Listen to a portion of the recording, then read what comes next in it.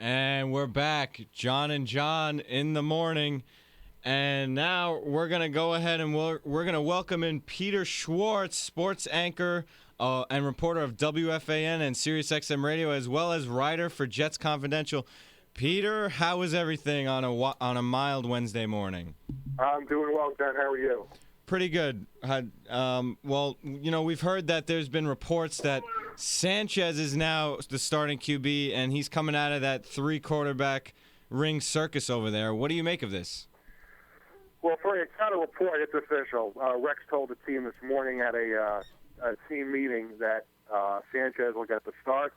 I'm not surprised that Rex is going in that direction. I'm sorry, my 3-year-old's screaming in the background.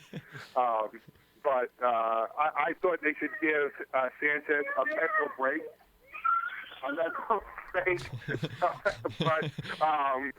he's a little upset. He thought McElroy was going to start too.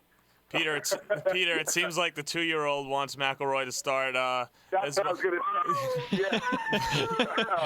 But I'm not surprised. I mean, Rex has been in constant support of Sanchez from the day that they drafted him, and I'm not really surprised they went in this direction. Well, having said all of that, how short of a leash does Sanchez have in this game?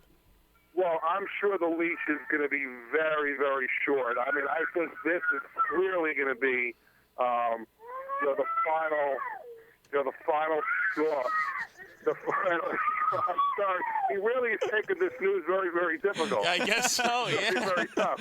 I think the leash is going to be very, very short. I think clearly it took Rex a long time to come to the point where he, benches his franchise quarterback. And now that he's done it, well, all bets are off now, because clearly if he doesn't get off to a good start in Jacksonville, then I think they go to McElroy. And again, Tebow is in this equation too if he's able to play. That's the other thing too. He's going back to his hometown of Jacksonville, but we don't know if those cracked ribs are going to allow him to play. And Peter, obviously, Mark Sanchez has been named the starting QB for the game in Jacksonville. Do you think this is the smart decision for the club, or is this more of a contract and money decision? That's a very, very good question. I certainly think the money plays a role in it. He's due $8.5 million next season.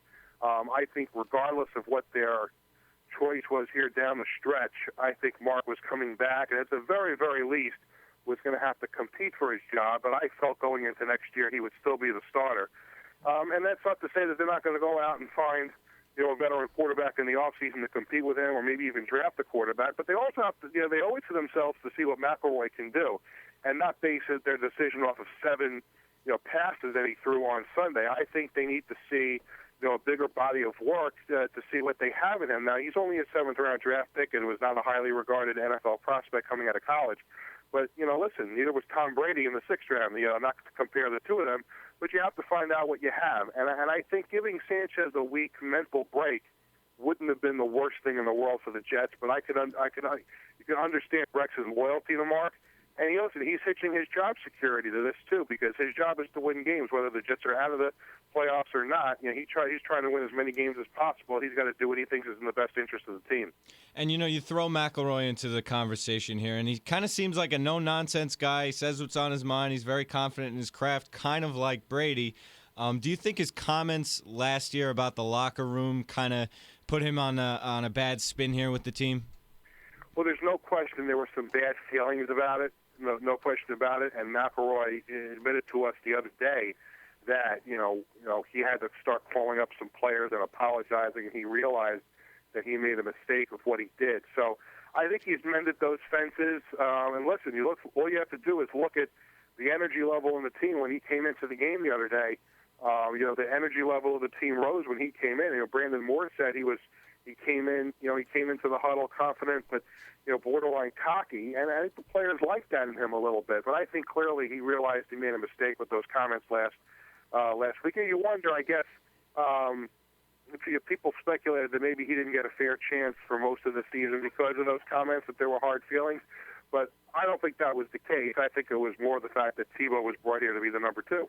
Well, Peter, you mentioned Tebow, and we got Peter Schwartz joining us.